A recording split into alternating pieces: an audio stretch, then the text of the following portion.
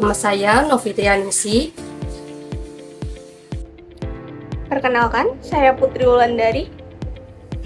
Perkenalkan, nama saya Salma Syafitri Alfiana. Assalamualaikum warahmatullahi wabarakatuh. Salam kenal semuanya, saya dengan Salsabila Rahma.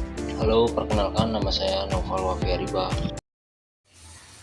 Assalamualaikum warahmatullahi wabarakatuh.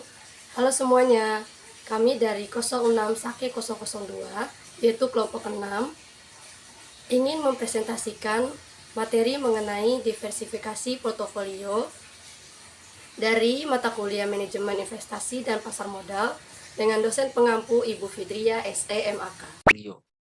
Portofolio ini adalah kumpulan dari berbagai jenis aset atau instrumen investasi yang dimiliki oleh individu maupun institusi dalam suatu kesatuan dalam pengelolaannya. Portofolio ini tidak hanya terdiri dari satu jenis investasi saja, tetapi merupakan dari beberapa kombinasi atau lebih dari instrumen seperti saham, obligasi, reksadana, properti, emas, deposito. Dari instrumen investasi ini, setiap instrumen juga memiliki karakteristik dan tingkat risiko dan potensi keuntungan yang berbeda-beda. Dari karena itu, investor bisa menyusun portofolio dengan tujuan agar dana yang dimiliki dapat dikelola secara lebih efektif sesuai dengan tujuan keuangannya, jangka waktu investasinya, dan kemampuan dalam menanggung risiko. Selanjutnya ada 3 dari jenis-jenis portofolio. Yang pertama ada income portfolio, kedua value portfolio, dan ketiga ada growth portfolio.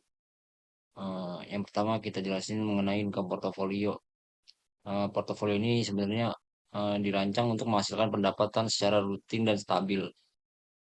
Bagi investor, fokus utama dari portofolio ini bukan hanya pada kenaikan dari harga aset, melainkan pada arus kas yang diterima secara berkala, seperti dividen dari saham atau kupon dari obligasi.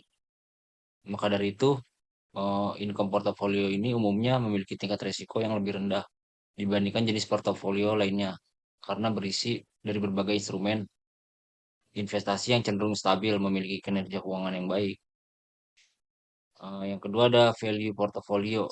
Dari jenis value portfolio ini memiliki fokus pada investasi pada saham-sahamnya, yang dinilai memiliki harga saham yang di bawah dari nilai wajarnya atau yang disebut undervalued stock. Investor bisa percaya bahwa pasar terkadang juga bisa memberikan penilaian yang lebih rendah terhadap suatu perusahaan. Meskipun perusahaan tersebut memiliki fundamental yang cukup baik, kondisi ini juga bisa menciptakan peluang untuk membeli saham dengan harga yang relatif lebih murah. Kemudian bisa memperoleh keuntungan ketika harga saham lagi mencerminkan nilai sebenarnya. Value portfolio juga sebenarnya cocok bagi investor yang berorientasi pada investasi jangka panjangnya dan memiliki keyakinan terhadap potensi pertumbuhan perusahaan berdasarkan fundamentalnya, bukan sekedar mengikuti tren pasar. Yang ketiga ada growth portfolio. Jenis portofolio ini berorientasi pada pertumbuhan nilai yang lebih tinggi. Artinya investor bisa memilih saham-saham perusahaan yang diperkirakan memiliki prospek pertumbuhan bisnis yang sangat baik. Bagi dari sisi pendapatan, laba, ekspansi usahanya, perusahaan yang masuk juga dalam kategori ini biasanya sedang berkembang pesat dan terus melakukan inovasi sehingga potensi yang menghasilkan keuntungannya bisa lebih besar untuk masa depannya. Growth portfolio ini juga menerapkan high risk, high return yang bisa disebut yaitu semakin besar potensi keuntungan yang diharapkan, maka semakin besar pula dari risiko yang harus dihadapi. Harga saham perusahaan juga pada umumnya bertumbuh mengalami fluktuasi yang lebih tinggi dibandingkan saham-saham perusahaan papan. Maka dari itu investor harus siap-siap menghadapi perubahan harga yang cukup signifikan dalam jangka pendek demi memperoleh potensi keuntungan yang lebih besar dalam jangka panjangnya. Dari jenis portofolio ini lebih sesuai bagi investor yang memiliki toleransi yang tinggi, tujuan jangka panjangnya, serta kesiapan menghadapi volatilitas pasar. Selanjutnya, apa itu disverifikasi? Disverifikasi adalah strategi dalam mengelola investasi yang dilakukan dengan cara membagi dana ke berbagai beberapa jenis instrumen investasi, gunanya untuk mengurangi resiko tanpa mengurangi potensi keuntungan return yang diharapkan. Prinsip dasarnya disverifikasi ini nggak menempatkan seluruh dananya pada satu jenis aset saja atau investasi, melainkan menyebarkan ke beberapa aset yang dimiliki dengan karakteristik tingkat risiko yang berbeda-beda. Strateginya didasarkan pada kenyataan bahwa setiap investasi juga memiliki pergerakan yang nggak selalu sama. Misalkan ketika harga saham lagi mengalami penurunan akibat kondisi pasar, investasi yang lainnya dapat mengcombine atau mengcover dari berbagai aset dalam satu portofolio. Kerugian pada investasinya juga dapat diimbangi dengan kinerja investasi lainnya, sehingga resiko keseluruhan pada portofolionya juga menjadi lebih rendah. Tujuan utama dari disverifikasi sebenarnya bukan hanya untuk menghilangkan resiko sepenuhnya, karena setiap investasi juga memiliki resikonya masing-masing. Eh, Namun di sini disverifikasi juga bertujuan untuk meminimalkan resiko yang tidak perlu, sekaligus menjaga agar potensi keuntungannya juga tetap optimal. Maka dari itu, investor juga nggak perlu mempertimbangkan besarnya keuntungan yang diperoleh, tapi juga harus memperhatikan keseimbangannya dari resiko. Selanjutnya, saya akan menjelaskan mengenai tujuan dari disertifikasi. Apa sih tujuan dari disertifikasi itu? Nah, tujuan dari disertifikasi itu yang pertama yaitu ada meningkatkan perolehan laba, yang kedua memperluas pangsa pasar, yang ketiga mencegah kejenuhan masyarakat atas suatu produk, yang keempat ada personalisasi produk sesuai dengan karakteristik target pasarnya, dan yang terakhir yaitu membantu mengalahkan kompetitor. Selanjutnya, di sini ada pengertian diversifikasi portofolio. Diversifikasi portofolio adalah strategi investasi dengan menyebarkan dana ke berbagai instrumen atau aset yang berbeda seperti saham, obligasi, deposito, emas, maupun reksadana dengan tujuan utamanya yaitu untuk mengurangi resiko kerugian akibat penurunan nilai pada salah satu aset investasinya. Dengan memiliki berbagai jenis investasi tersebut, diharapkan kerugian pada satu aset dapat ditutupi oleh keuntungan dari aset lainnya. Selanjutnya, mengapa diversifikasi portofolio itu penting? Karena dalam portofolio, seorang investor perlu melakukan diversifikasi pada berbagai produk investasi untuk menghasilkan return yang optimal dan meminimalkan resiko. Hal ini sesuai dengan nasihat untuk tidak menaruh semua telur dalam satu keranjang, supaya semua telur tidak pecah jika keranjang tersebut jatuh. Hal ini sama dengan diversifikasi, risiko yang ditanggung dalam sebuah investasi dapat berkurang karena seluruh uang tidak dimasukkan ke satu instrumen investasi saja. Semakin banyak aktiva atau keranjang, maka risikonya semakin rendah. Melanjutkan menjelaskan terkait teori portofolio.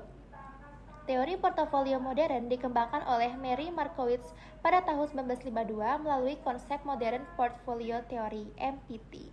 Menurut teori tersebut, keputusan investasi harus mempertimbangkan hubungan antara tingkat keuntungan return ataupun risiko atau risk.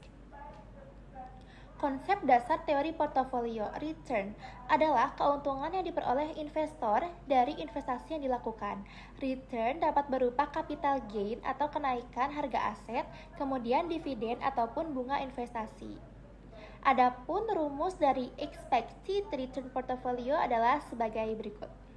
Adapun rumus dari expected return portfolio, E buka kurung RP tutup kurung, atau expected return portfolio sama dengan sigma N dari banyaknya data I sama dengan 1 dikalikan WI proporsi investasi, kemudian dikalikan RI return masing-masing aset. Kemudian selanjutnya konsep dasar teori portofolio, risiko atau risk. Risiko adalah kemungkinan terjadinya kerugian atau perbedaan antara return yang diharapkan dengan return yang diperoleh. Dalam teori portofolio, risiko diukur menggunakan variance ataupun standar deviasi. Adapun rumus dari risiko portofolio dua aset adalah sebagai berikut.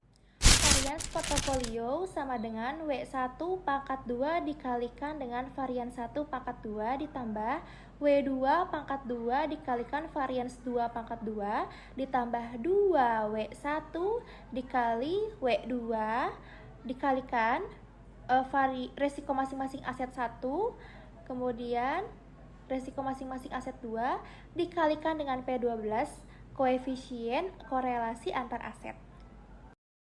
Selanjutnya, saya akan menjelaskan hubungan diversifikasi dengan risiko dan return. Yang pertama, hubungan diversifikasi dengan risiko.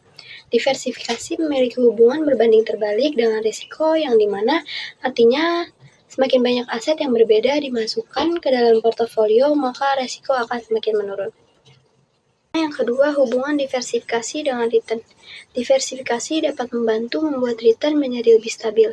Diversifikasi bagi investor bertujuan tidak hanya mengejar return setinggi mungkin, tetapi mencari return yang optimal dengan tingkat risiko yang stabil dan terkendali. Dalam teori portofolio, risiko dan return memiliki hubungan searah. Semakin tinggi return yang diharapkan, biasanya semakin tinggi pula risikonya. Sebaliknya, investasi dengan risiko rendah umumnya memberikan return yang lebih rendah. Jadi, tanpa diversifikasi, risiko cenderung lebih tinggi dan return kurang stabil. Dengan diversifikasi, risiko dapat ditekankan dan return menjadi lebih stabil dan konsisten. Baik, pada slide ini kami memberikan contoh dari diversifikasi portofolio. Dengan total dana investasi 100 juta, kalian dapat membagi dana tersebut ke beberapa instrumen investasi. Yang pertama, ada emas, sekitar 20% atau 20 juta. Emas ini berfungsi sebagai lindung nilai atau hedging terhadap inflasi dan ketidakpastian ekonomi. Yang kedua, ada reksadana, sekitar 15% yaitu 15 juta. Reksadana ini memberikan keleluasaan diversifikasi karena instrumen tersebut dikelola oleh manajer investasi profesional. Yang ketiga, ada obligasi sekitar 15% yaitu 15 juta. Obligasi memberikan pendapatan tetap yang relatif stabil dengan risiko lebih rendah dibanding saham. Yang keempat, deposito sekitar 10% atau 10 juta. Deposito ini memberikan keamanan dan likuiditas tinggi dengan risiko yang lebih rendah. Yang kelima, ada saham sekitar 40% atau 40 juta. Saham memiliki potensi keuntungan tinggi dalam jangka panjang, namun memiliki risiko yang lebih tinggi juga. Di sini ada manfaat diversifikasi, yaitu yang pertama mengurangi risiko, menjaga stabilitas portofolio, meningkatkan peluang keuntungan yang optimal, perlindungan dari fluktuasi pasar. Inti dari diversifikasi yaitu jangan menaruh semua investasi pada satu aset. Sebarkanlah dana tersebut agar risiko lebih terkendali dan potensi keuntungan lebih optimal. Kesimpulan pada materi ini yaitu diversifikasi portofolio merupakan strategi penting dalam investasi untuk mengurangi risiko dengan cara menyebarkan dana ke berbagai jenis aset. Strategi ini membantu investor menjaga kestabilan keuntungan dan melindungi investasi dari fluktuasi pasar. Meskipun tidak dapat menghilangkan seluruh risiko, diversifikasi tetap menjadi langkah efektif dalam membentuk portofolio investasi yang optimal. Sekian presentasi dari kelompok kami. Semoga materi tersebut dapat bermanfaat bagi teman-teman semua. Kami mohon maaf apabila ada kesalahan kata atau dalam penyampaian materi. Kami kelompok 6 pamit undur diri. Assalamualaikum warahmatullahi wabarakatuh.